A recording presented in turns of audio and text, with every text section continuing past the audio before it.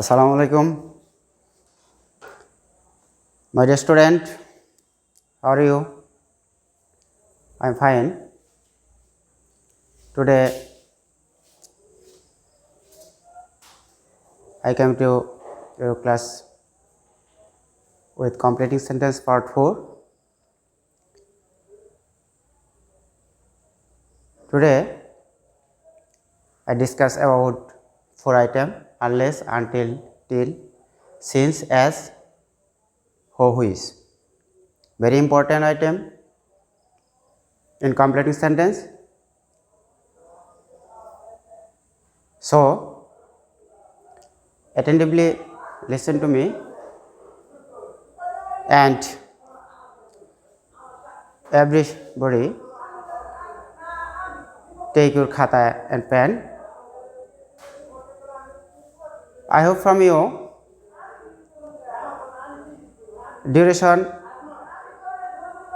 my class always attentively listen to me and follow my instruction, and after finishing the class again and again you practice it. Okay, now let us main point,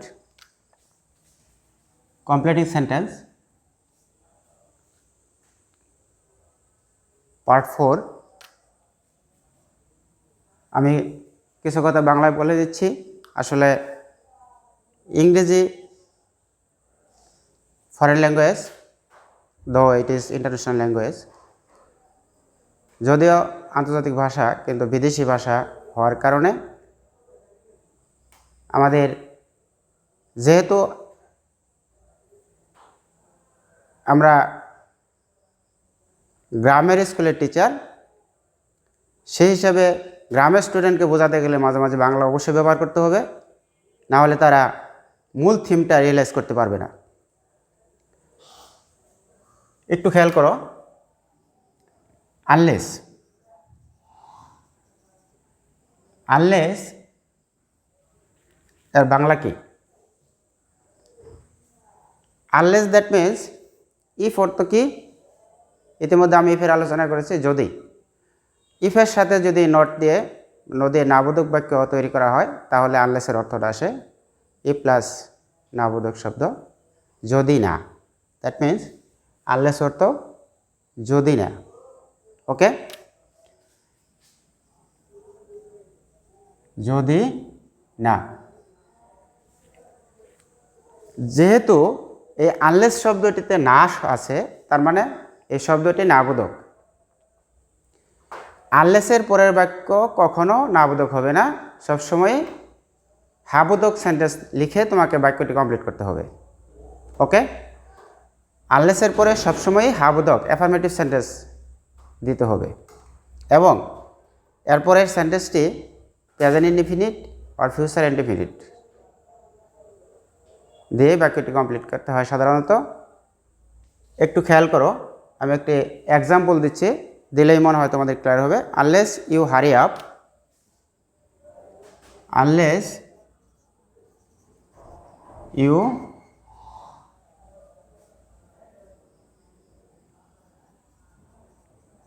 হারি up, যদি না তুমি কি করো, তাড়াতাড়ি করো,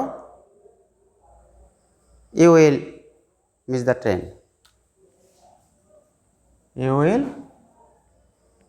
miss the train. তাহলে কি করবে? তুমি ট্রেন মিস করবে। তার মানে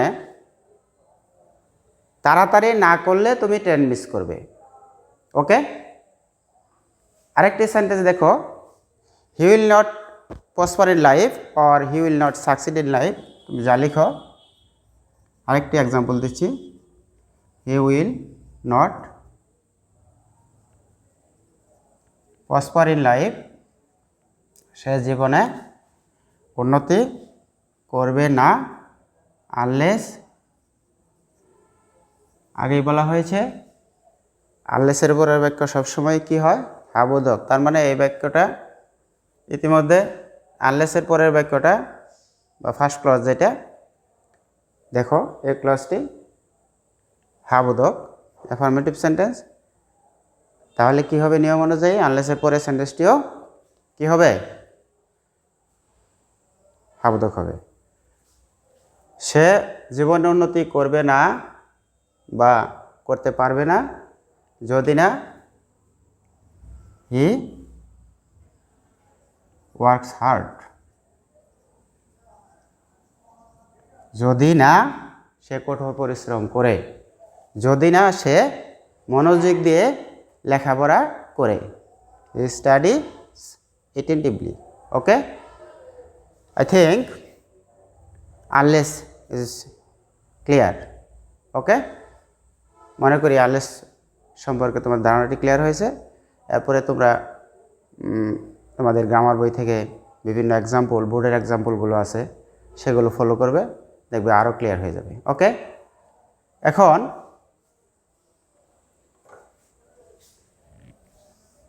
আজকে সেশনের দ্বিতীয় যে আইটেমটি টিল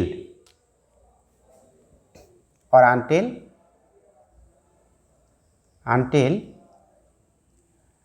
যতক্ষণ পর্যন্ত না, আনটিলের বাংলা যতক্ষণ পর্যন্ত না। সাথে সাথে আরেকটি সেন্টেন্স ওয়ার্ড আছে, দেখো টিল, আনটিলের সাথেই সবসময় থাকে, একই নিয়মের মধ্যে পড়ে, যতক্ষণ পর্যন্ত, এখানে না শব্দটি নেই। এই আনটিল অ্যান্ড টিল এক্ষেত্রে একটা বিষয় খেয়াল করতে হবে, আনটিল শব্দটি যেহেতু না বোধক, এখানে একটা না আছে, এই আনটিলের পরের বাক্য বা পরের ক্লজটি সবসময় হাবোধক হবে। আনটিলের পরের ক্লজ সবসময় হাবোধক হবে, অ্যাফার্মেটিভ ক্লজ হবে।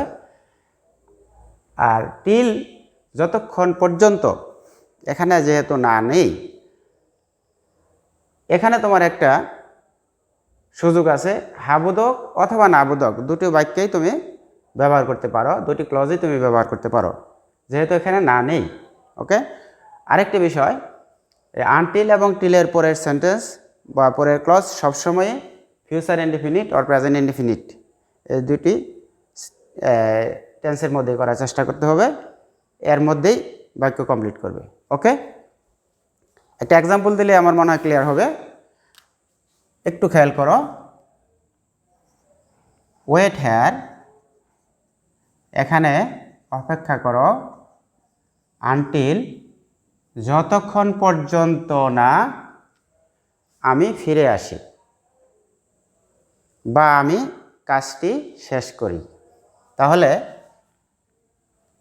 ওয়েট হেয়ার আনটিল, যতক্ষণ পর্যন্ত না I come back or I shall come back, আমি ফিরে, আই শ্যাল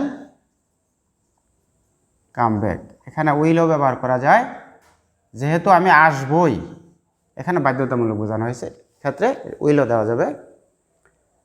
একটু খেয়াল করো, আনটিলের পরে যে sentence present indefinite or future indefinite তুমি করতে পারো, আর বাক্যটি সবসময় অ্যাফার্মেটিভ ক্লজে করতে হবে। ওকে, টিলের ক্ষেত্রে যেটা করতে হবে তোমাকে, একটু ভিন্নতা আছে। টিল শব্দটি যেহেতু এখানে তোমাকে একটু সুযোগ দেওয়া হয়েছে যে তুমি এই হাবোধক বা নাবোধক যে কোনো ক্লজে তুমি দিতে পারো, তাহলে এখানে আমি একটি ওয়ার্ড ব্যবহার করতে পারি, সেন্টেন্স ব্যবহার করতে পারি এইভাবে, টিলের জন্য ডোন্ট মুভ হেয়ার, এখান থেকে লড়বে না, যতক্ষণ পর্যন্ত কি করব না, বলো, এখান থেকে লড়বে না, don't move from here till, যতক্ষণ পর্যন্ত কি না করে বৃষ্টি না থামে বা আমি ফিরে না আসি। তাহলে একটু খেয়াল করো, টিল এই সেন্টেন্সটা দিতে পারো আই কাম ব্যাক, অথবা দ্য রেইন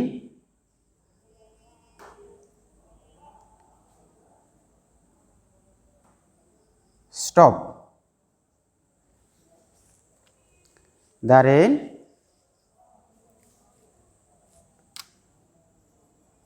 স্টপ, সরি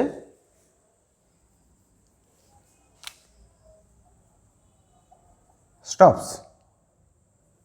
একটু খেয়াল করো, don't move from here, from here এখান থেকে লড়বে না যতক্ষণ পর্যন্ত আমি ফিরে আসি, আর আই ডোন্ট কাম ব্যাক, যতক্ষণ পর্যন্ত আমি ফিরে না আসি। এখানে এভাবে ব্যবহার করতে পারো, আই ডোন্ট কাম ব্যাক। তোমার হাবোধক বা নাবোধক দুটো সেন্টেন্সই এখানে যোগ করতে পারো, এই সুযোগ আছে, বাট আনটিলের পরে সবসময় হাবোধক দিতে হবে। ওকে, আমি মনে করি is clear. Okay, now I go to next item.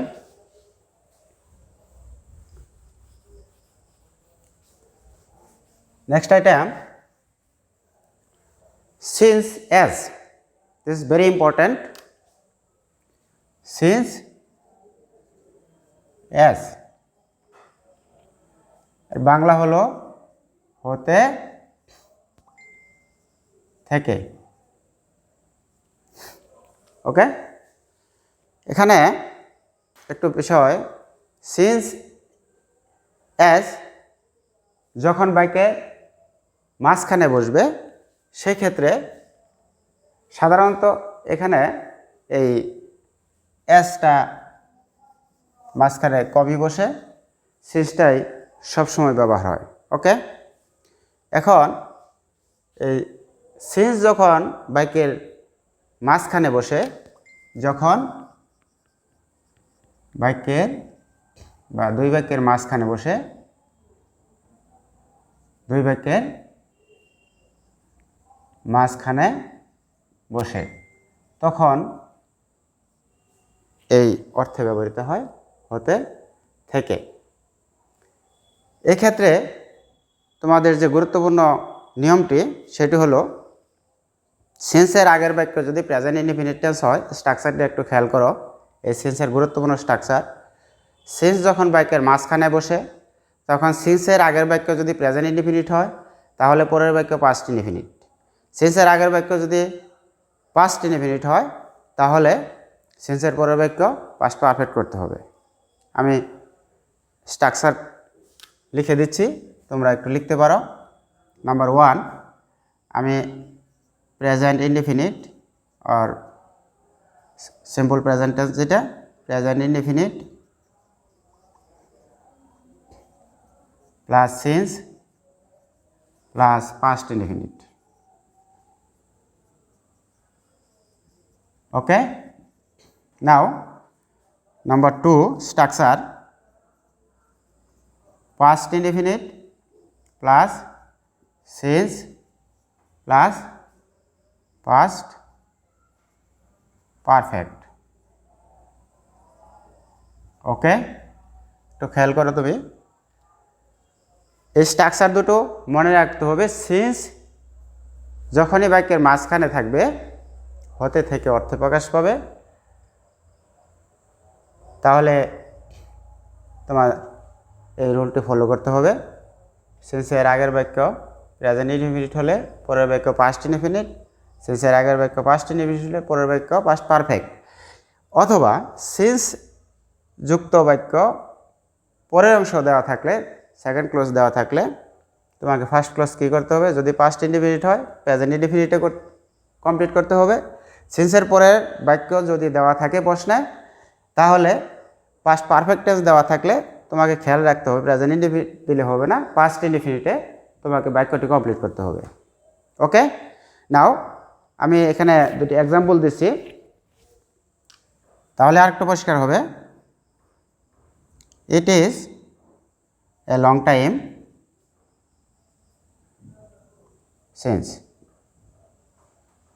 দেখো, ইহা অনেক সময়ের ব্যাপার বা অনেক সময় থেকে, হ্যাঁ এটা অনেক সময়ের ব্যাপার, অনেক দিন হলো যে সর্বশেষ আমার সাথে তোমার সাক্ষাৎ হয়েছিল, তাই না? ওর আমরা সাক্ষাৎ করেছিলাম, উই মিট লাস্ট। কোন টেন্স হবে? Past indefinite, meet past form হলো একটা E. Okay, we meet last. তাহলে একটু খেয়াল করো, সিন্সযুক্ত বাক্য পাস্ট ইনডিফিনিট টেন্স। এর আগে দেখো ইট ওয়াজ 5 years, আরেকটা বাক্য দিচ্ছি পাস্ট ইনডিফিনিটে, ইট ওয়াজ 5 years সিন্স। এখন খেয়াল করো, প্রেজেন্ট ইনডিফিনিট, পাস্ট ইনডিফিনিট। এখন আছে আমার সেন্টেন্সটি পাস্ট ইনডিফিনিটে। তো পাস্ট ইনডিফিনিট থাকলে আমাকে ওর বাক্যটা কী করতে হবে? পাস্ট পারফেক্টে যাইতে হবে, তাই না? I had seen you last. বাক্যটা কমপ্লিট করলে কি হবে? সাবজেক্ট কি? আই হ্যাড, পাস্ট পার্টিসিপল যেহেতু past perfect tense, seen you last. আমি তোমাকে সর্বশেষ যে দেখেছিলাম সেটা 5 বছর হয়ে গেল। ওকে, একটু খেয়াল করো বিষয়টা। আমি স্ট্রাকচারের সাথে আবার একটু মিলিয়ে দিচ্ছি। সিন্স যদি বাক্যের মাঝখানে থাকে অর্থ হতে থেকে, সিন্সের যে স্ট্রাকচার, সিন্স যদি যুক্ত বাক্যে, সিন্সের আগের বাক্য প্রেজেন্ট ইনডিফিনিট হলে পরের বাক্য পাস্ট ইনডিফিনিট, আগের বাক্য পাস্ট ইনডিফিনিট হলে পরের বাক্য পাস্ট পারফেক্ট। স্ট্রাকচারটা খেয়াল করো, আমার মনে হয় যে বিষয়টি ক্লিয়ার। ওকে, নেক্সট, সিন্সের আরেকটি গুরুত্বপূর্ণ নিয়ম, যেহেতু এই সিন্সটা খুব অ্যাভেলেবল আমাদের প্রশ্নে থাকে, এজন্য এই দুটো নিয়মই তোমাদের ক্লিয়ার হতে হবে। সিন্সের একটি এক্সাম্পল থাকেই সাধারণত, সিন্স এস। এখন তোমার এখানে এজও যুক্ত হবে, অর্থ যেহেতু। সিন্স এজ অর্থ কি? যেহেতু বা কারণ অর্থ ব্যবহৃত হয়। এটা কারণ অর্থেও, বাক্যটি কি কারণে, মূলত যেহেতু। ওকে, এই যেহেতু, এই যে সিন্স একবার বাক্যের মাঝখানে বসলো, এখন কোথায় বসতেছে? অ্যাজ সিন্স বাক্যের প্রথম। এরও একটা আলাদা নিয়ম আছে, স্ট্রাকচার আছে। তবে এখানে একটা খেয়াল করতে হবে, সিন্স যদি বাক্যের প্রথম বসে বা অ্যাজ, তাহলে দুটো বাক্যই একই টেন্সের হবে, ক্লজ দুটো একই টেন্সের হবে। ওকে, একটু খেয়াল করো, সিন্স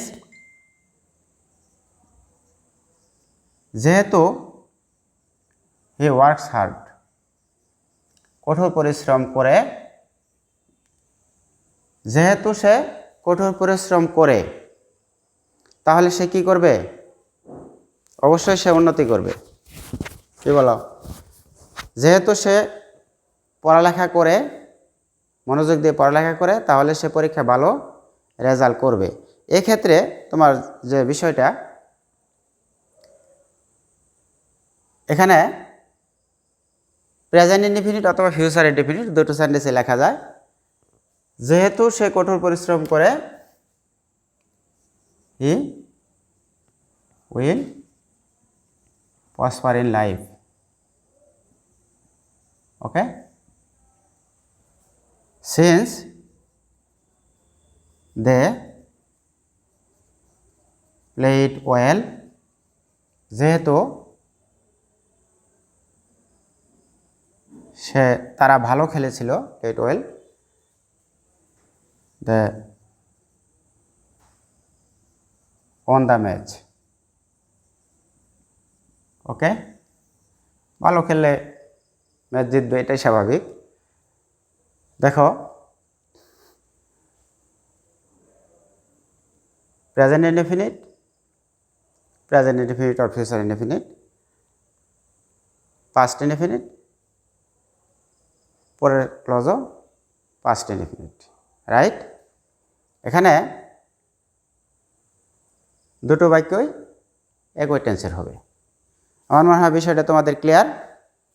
ওকে, তাহলে প্রিয় শিক্ষার্থীরা, আজকে আমি যে আইটেমগুলো আলোচনা করলাম, unless, until, till, since, S, আমার মনে হয় এই বিষয়গুলো তোমাদের ক্লিয়ার। তোমরা এই বিষয়গুলো বাসায় বাড়িতে তোমাদের গ্রামার বই কোশ্চেনগুলো আছে, মডেল কোশ্চেন আছে, বোর্ড কোশ্চেন আছে, সেগুলো থেকে এই আইটেমের যে এক্সাম্পলগুলো আছে সেগুলো ফলো করবে, তাহলেই আমার মনে হয় আরও পরিষ্কার হবে। আর হুইজ আজকের ক্লাসে নয়, পার্ট 5-এ পরবর্তী ক্লাসে আলোচনা করবো ইনশাল্লাহ। আজকে এ পর্যন্তই, তোমরা ভালো থেকো, সবাইকে ধন্যবাদ, আল্লাহ হাফেজ।